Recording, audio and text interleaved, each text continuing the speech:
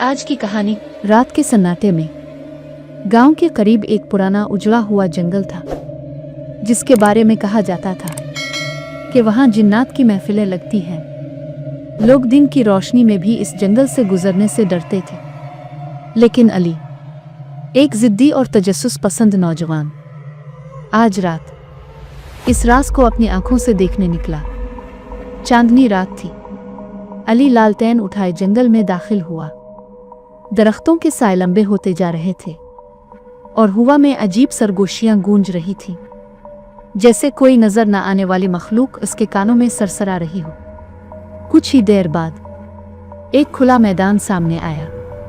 दरमियान में आग जल रही थी, जिसके शोले सुर्ख नहीं बल्कि नीले और सब्ज थे, और उस आग के गिर्द बैठे थे दर्जनों साए। जिन्नात की महफिल। कोई धुएं की शक्ल में मुअल्लक था, कोई आधा इंसान आधा जानवर। सबकी नजरें आग पर जमी हुई थीं।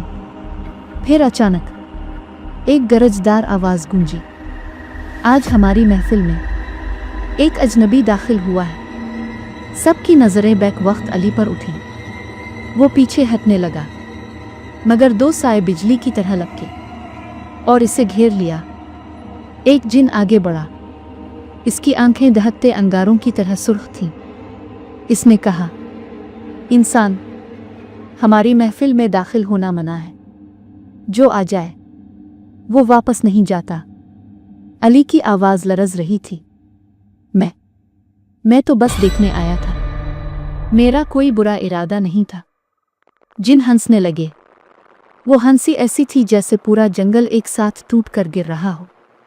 फिर वही जिन बोला, अब तुम हमारी महफिल का हिस्सा बन चुके हो।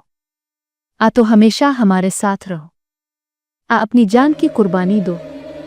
अली के कदम जमीन में जड़ गए। वो बेबस था, लेकिन फिर अचानक इसने जोर से अला हौल विला कु इल्ला बिल्ला पढ़कर चीख मारी। महफिल लरज उठी। शोले बुझने लगे, साए बखर गए, और तेज हुआ के झोंके के साथ सब कुछ गायब हो गया। अली बेहोश होकर जमीन पर गिर पड़ा। जब आंख खिली, वो अकेला था, लेकिन इस दिन के बाद इसकी आंखों में एक खौफ, एक वहशत हमेशा के लिए बस गई। लोग कहते हैं अली की रूह का एक हिस्सा अब भी जिन्नात की इस महफिल में कैद है।